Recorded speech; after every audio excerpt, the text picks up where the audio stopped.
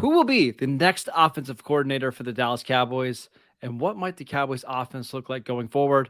All that and more in this episode of the Locked On Cowboys podcast. You are Locked On Cowboys, your Locked daily Dallas Cowboys podcast. Part of the Locked On Podcast Network, your team every day. Locked on Cowboys. Locked on Cowboys. Welcome back to the Locked On Cowboys podcast, part of the Locked On Podcast Network. Thank you for tuning in. We'd like to thank you for making us your first listen of the day. Today's episode of Locked On Cowboys is presented by Prize Picks. Prize Picks is daily fantasy made easy. Pick 2 to 6 players, and if they score more or less than their Prize Pick projection, you can win up to 25 times your money on any entry. First-time users can receive a 100% instant deposit match up to $100 with promo code Locked On. That is prizepicks.com, promo code Locked On. I am Marcus Mosher. You can follow me on Twitter at Marcus_Mosher. He is Landon McCool. Check him out on Twitter at McCoolBCB. Landon, we've got the Senior Bowl going on right now. I was watching it right before we jumped on. Some of the guys that are watching practice look pretty rough. Like it's been a couple long nights over there in Mobile. It's been a couple days. A new offensive line coach that we're going to talk about in just a minute. Now we're going to be talking about offensive coordinator candidates. But how you doing today, sir? I'm good. You know, it's funny. It's like the season ends and you think, oh, okay, now I'll take a kind of breather before we get into the off season. There is no breather. There's no breather here. It's like we just fall off of the season into the off season and try to hit the ground running. So I'm excited to certainly talk about all the many things, Senior Bowl, coaches, everything. Let's do it. Yeah. So by the way, we will be talking about the Senior Bowl tomorrow. Today is the final practice on Thursday. Yeah. Landon, you and I are going to watch some more tape tonight, kind of give some winners and losers tomorrow. So be on the lookout for that. Today, let's talk about the offensive coordinators. It seems like we have a pretty good idea who the candidates are. Let's start with the most likely name, Brian Schottenheimer, who interviewed for the job, who is currently a member of the Cowboys coaching staff. Would you agree that he's the favorite for that job right now? Yeah, I kind of felt like he was probably the favorite for the job before the Mike Solari announcement. We'll talk about Mike Solari, the new offensive line coach, a little bit later. But I think after that announcement, it became very clear that Schottenheimer probably is the candidate here, simply because Solari and Schottenheimer have experience together in Seattle. I think obviously we talked about the fact that he's in the program already. He's in the system with us. He's, I have to feel like, especially knowing what we know now, that part of Schottenheimer's hire was to see him potentially elevate to this role if they had to get rid of Kellen Moore. I almost would imagine that Schottenheimer's hire, again, retroactively looking at this, was Kellen Moore insurance, was insulation in case Kellen Moore left. They had someone who had been in the system, who had worked for the Cowboys before. They've already talked about the fact that they're going to move back to kind of a McCarthy system. So Schottenheimer, has some experience in West Coast systems and obviously in the system that we were just in. So hopefully that'll help make the transition a little bit smoother for the players because you've got coaches that were in both systems as well. So that helps with the language translation. I think it just makes a lot of sense, like, in a structure team building situation. As a play caller, I'm not a huge Schottenheimer fan, but that's the thing. By the way, he's not going to be the exactly. So my qualms with having Schottenheimer as offensive coordinator are based on I don't necessarily want him calling plays, but if he's not calling plays, I mean, he's an experienced offensive coordinator. He's been with several different teams. He knows what the meetings are supposed to be like. He knows what Mike McCarthy wants. I have no doubts that if he got the job, that he could do, this specific offensive coordinator job pretty well. Because again, the issue that I've had with him before is kind of his play calling choice, which would not be up to him. So, I'm not opposed to the Cowboys hiring Brian Schottenheimer, but it feels like a very milquetoast hiring, right? Yeah, for sure.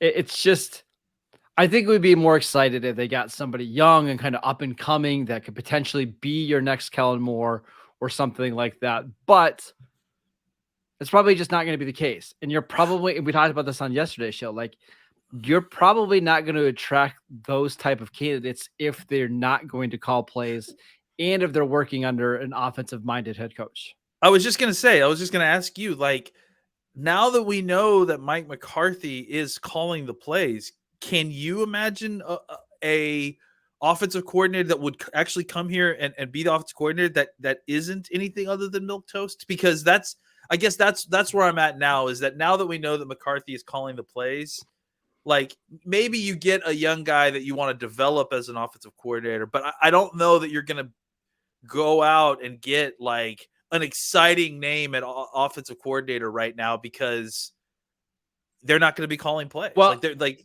you know, I think you're on the right track. Yes, the names now that you're going to get, now that we know it's a Mike McCarthy offense where he's calling plays, are not going to be great unless you went with like the rare offensive line / run game coordinator hire, right? For example, like the Cowboys aren't hiring these guys, but like Bill Callahan. I think that's what Bill Callahan is, the running game coordinator and offensive line coach in Cleveland.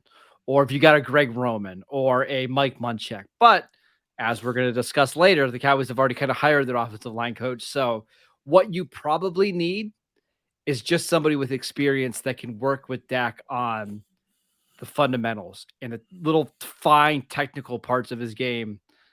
Because otherwise, I don't know what else you're going to get, right? Like the options aren't great.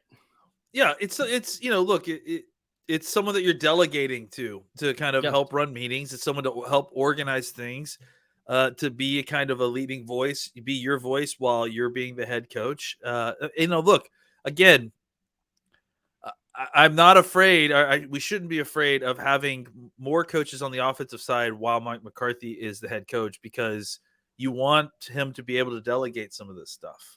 Like, that was his problem before, was with calling plays, is that some of the head coaching duties kind of fell by the wayside. So I want to make sure that, like, he's got enough support. Having a strong offensive coordinator who knows what he's doing is, I think, a benefit. I'm not a fan of his play calling. That's why I don't like him. But in this role, I think this makes a lot of sense. Someone he trusts, who knows what they're doing, knows how to organize things. And I think Ben McAdoo falls into that same category too, right? A guy who has been in the organization, has worked with McCarthy before, knows what he wants, has called plays before. A guy that I don't really care for his play calling, but I think knows what he's doing as far as Monday through Friday and getting everybody organized and getting everyone going in the right direction and getting the rooms to talk to each other.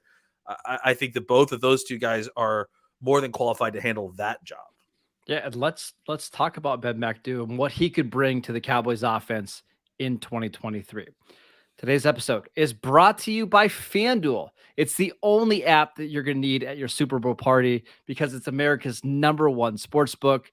If you're new to FanDuel, that's even better, because they have so many great features that make betting on sports so fun and so easy.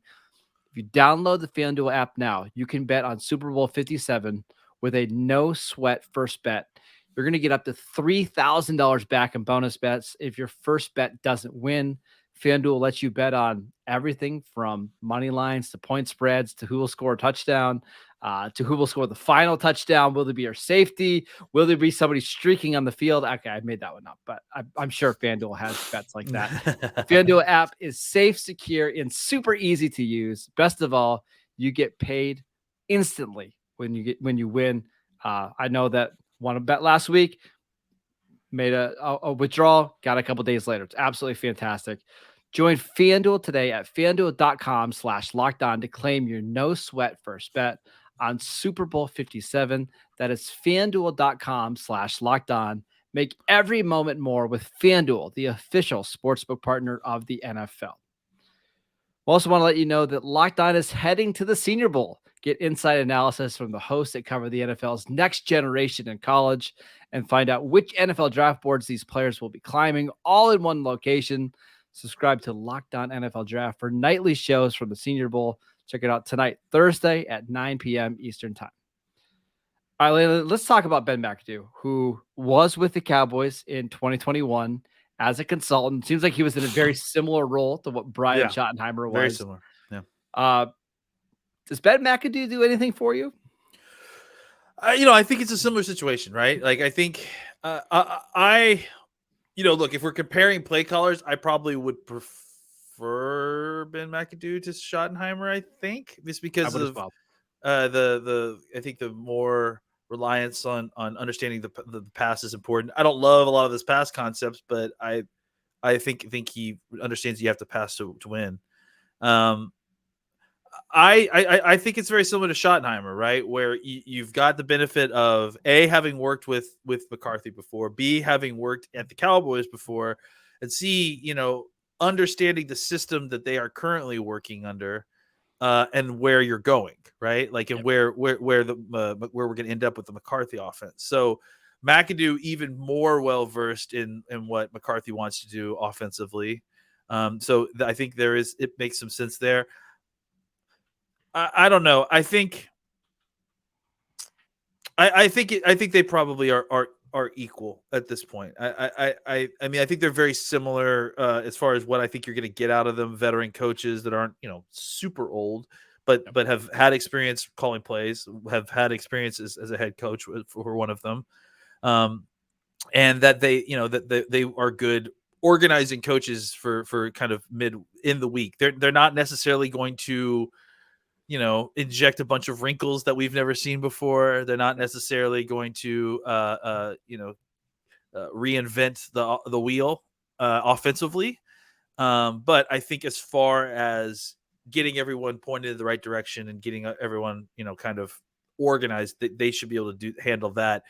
Again, McAdoo falls into the same category, like we said with Schottenheimer, of coaches that are kind of that ilk and not of the hot young position coach who you're kind of just promoting to this position to kind of have some new ideas injected into I their think offense is offense. not hot because Ben McAdoo got a sweet haircut. It's definitely changed his look. Which one? I mean, they're all break the internet level haircuts as far as I'm concerned. Whether it's the butt cut, what we used to call It's the slick back hair that I love now. it's the plain, what I used to refer to as the Plano haircut. Anybody from grew up when I did in Dallas knows what I'm talking about. It's the hair drooping down on both sides. Whoa, that was crazy. The hair drooping down on both sides of your head, like with the middle cut. That was a good one. That was like That was head a good- coach. that was head McAdoo. coach McAdoo haircut. Yeah. Uh, So I wouldn't be surprised, Landon, if the Cowboys hire both of these guys and have Yeah. McAdoo because he was the offensive coordinator in Carolina. I don't think he's being brought back, but the Cowboys also fired Doug Nussmeier, their offensive or the quarterback coach. Maybe they hire McAdoo to be Dak's quarterback coach, and they have Brian Schottenheimer to kind of help run the run game stuff. yeah, maybe. I mean, it'll be interesting to see exactly, and this can lead us into this next conversation a little bit. It'll be interesting to see the interplay if Schottenheimer is the coach of him and Mike Solari, and because obviously that's the other part of this conversation that we haven't gotten to yet. That is kind of an interesting fit with the rest of these guys, right? You did mention that Ben McAdoo worked with Mike McCarthy in Green Bay. 2006 to 2011, he was a tight end coach. 2012 to 2013, he was a quarterback coach, and that's when he eventually got hired to be the offensive coordinator in the Giants. So he has a lot of familiarity with McCarthy. I won't be surprised if he ends up on the staff doing something, whether that's offensive coordinator, quarterback coach, consultant, whatever. Don't be surprised if he ends up back in Dallas. Now, the other two names that we should mention, Jeff Nixon, who is the running back coach for Carolina. He interviewed on Wednesday for the Cowboys. I think Thomas Brown from the Rams, the running back coach and / assistant head coach, was interviewing today. Those are the only four names that we've heard so far. Any thoughts on either of those two? I mean, it's hard not to be a little bit pessimistic and think that they're potential Rooney interviews. I hope that's not the case. I hope that's not the case. I mean, honestly, I would be really interested in having either one of these guys because for the reasons we just talked about. I mean, honestly, the coordinator position and what we're talking about is not one of enormous consequence. I think it's something that's going to mostly be an organizational job. So giving it to one of these minority candidates who are also young and may have kind of fresh ideas, I think would be a fantastic move by the Cowboys simply because, well, first especially of all, Thomas Brown, because he's under the Sean McVay tree.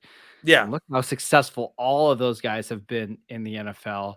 He's young. Maybe he just gives you some different perspective rather than Schottenheimer and McAdoo. And again, not to be kind of cynical, but there's also value in promoting minority coaches simply because of what San Francisco is experiencing now. They were able to turn D'Amico Ryans leaving to go be a head coach with Houston into a third-round pick. Two So third there round. are two third-round picks, right? So they are able to, like, there are benefits to kind of working that system and playing the game. Not only obviously the societal benefits, but there's actual, like, you know, NFL benefits. There's the draft picks that can be gained. So I think there also, is. I mean, it's also going to be nice to get some voices outside of the organization Well, that don't that's have. yeah. Uh, That's the big one. I listen. I understand how the league works. It's who you know and who you've worked with before. But when you have so many guys that you know, you end up probably not having very many different thoughts, right? So having Oh somebody my like God, yeah. Brown or Nixon in there might just give you a different voice and ideas and game plan ideas. I'm just not opposed to it at all. Echo chambers are a thing. So, Oh, like, having too many of the same people in that room is not the best idea. Like, there are all types of benefits to hiring one of these coaches. That I would say that's on par with hiring. You know, they're different. They're different benefits, but the number of and the value of them, I would imagine, is similar to hiring a coach that you have experience with, or you have, you know who they are. So I hope that the Cowboys are really taking these looks seriously, especially, you know, like, I think Thomas Brown would be a fantastic hire, right? yeah, He comes agreed. from a McVay system. We're going towards a more West Coast system to add in some of the McVay Shanahan stuff into this flavor of West Coast would be really, really beneficial, I think, for all parties. So I do hope that they're taking these Yeah. interviews seriously and not just like kind of going through the motions. Man, I also think it makes sense. Like you already have Brian Schottenheimer on your staff, and he's not getting a lot of other offensive coordinator interviews. So why couldn't you, hire Thomas Brown as your offensive coordinator and just give Schottenheimer a bigger role, whether that is the quarterback coach or the run game coordinator or whatever. I So was just gonna say there's no reason that you can do like a pass game, run game coordinator situation. Have Thomas Brown be your run game coordinator. Have McAdoo or Schottenheimer, Schottenheimer be your pass game coordinator.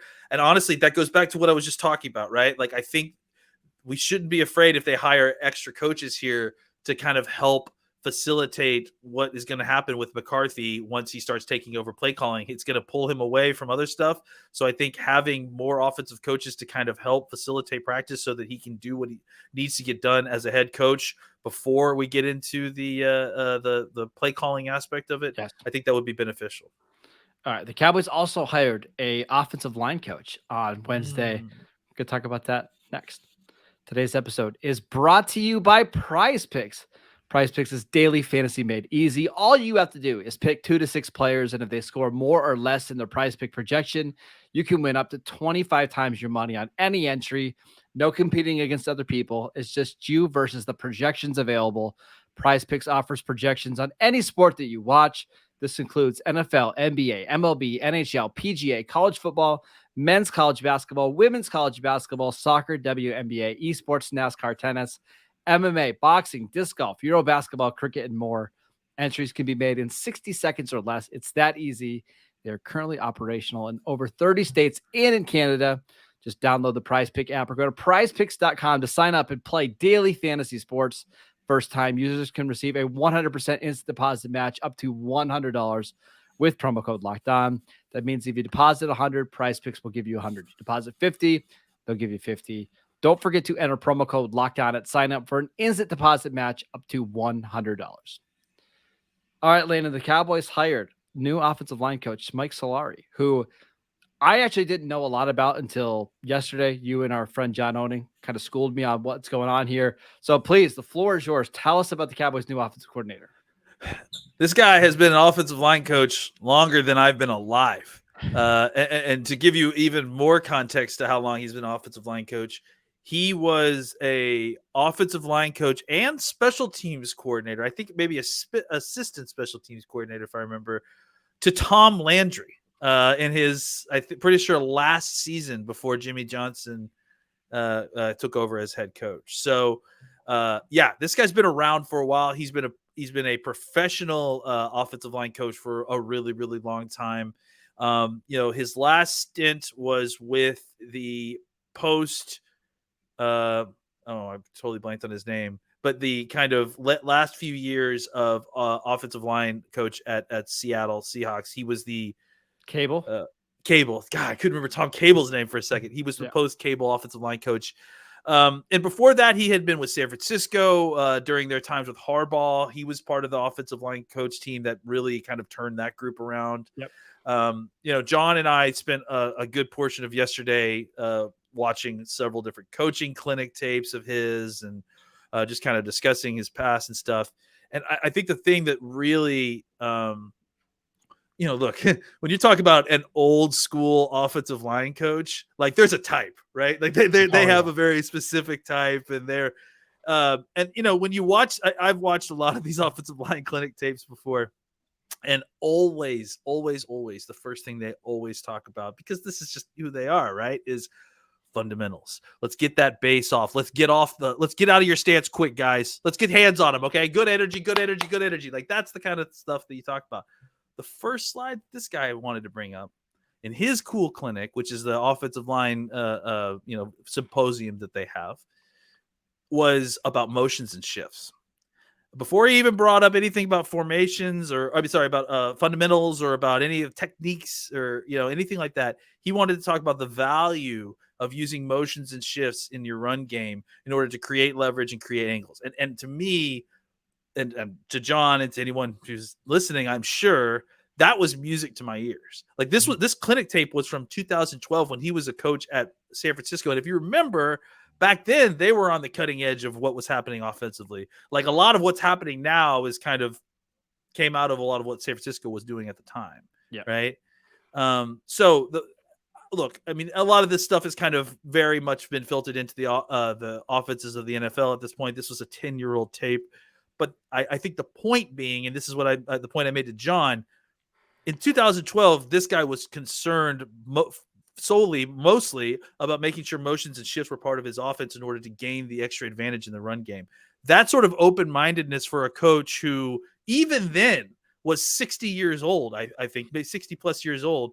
I'm hoping that it's continued on these last few years, because that bodes well for his ability to kind of adjust to the changing and shifting lands of the NFL kind of schematics. So I'm hopeful. I think the Seattle situation, he took a situation from Tom Cable where Tom Cable had just he basically had just been like playing mad scientist. And they weren't investing in the offensive line at all, and they were taking defensive linemen and trying to make them offensive line. Like, it was wild. It was wild, and what he was able to do, take them from like bottom of the league offensive line play, like very bottom in offensive rushing numbers and a whole bunch of other statistics, and really turn them around almost immediately. At least in the run game, they were never able to get back on track as far as pass protection goes. But I will point out, Russell's pretty bad. Russell's not great about not getting sacked. Yeah. And on top of that, I think a lot of what happens that the offensive line can control in pass protection has to do with your God-given talent. And I just don't know that they had a ton of talent on that Seattle offensive line. They were able to make it work in the run game through scheme, but I just don't know that he had the tools to kind of do what he needed to do at Seattle. So, but I'm excited about this hire from what I've seen so far. I obviously need to know more, but I think it's a good hire. First of all, go look at some of the offensive linemen that were starting for Seattle. Like they had Dwayne Brown, who was good, but it was like, remember Mike Iupati? And like Mike Iupati was starting for them like a year ago, and Iupati has not been a good player. Like Cedric Ogbuehi, who was a first-round bust in Cincinnati, was their starting right tackle. So like the talent was bad. But really quick, couple of things on him. I think he's the oldest offensive line coach in the NFL right now. I think he's 68 years old. So this is not a young guy by any means, but zone, man blocking. I mean, everything I've seen seems like he's very heavy zone blocking, correct? Yeah, I mean, I think he's definitely changed a lot these last few years. I think he's added some man and gap stuff just to kind of act as a counter to a lot of his zone stuff. According to John, and John probably knows better than I do at this point, he seems to be more of an inside zone guy than a wide zone guy. Which, to be fair, probably meshes better with Mike McCarthy anyways, right? Because if you think about what Mike McCarthy did in Green Bay, it's a lot of out of shotgun stuff. You're going to want to run the ball quickly downhill. Yeah, the Cowboys obviously have done a lot of both of those as well, right? A lot of that as well, both inside and wide zone. So, look, definitely an older ball coach.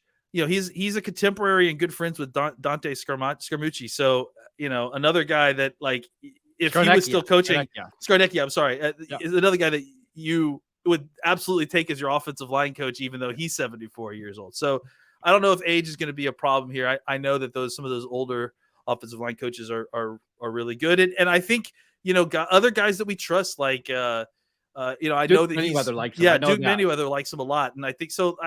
There's been lots of good endorsement, lots of we talked about the drumbeat. The drumbeat's been positive from everyone I've talked to about Solari, all the stuff I've investigated, all the stuff, people I trust investigated.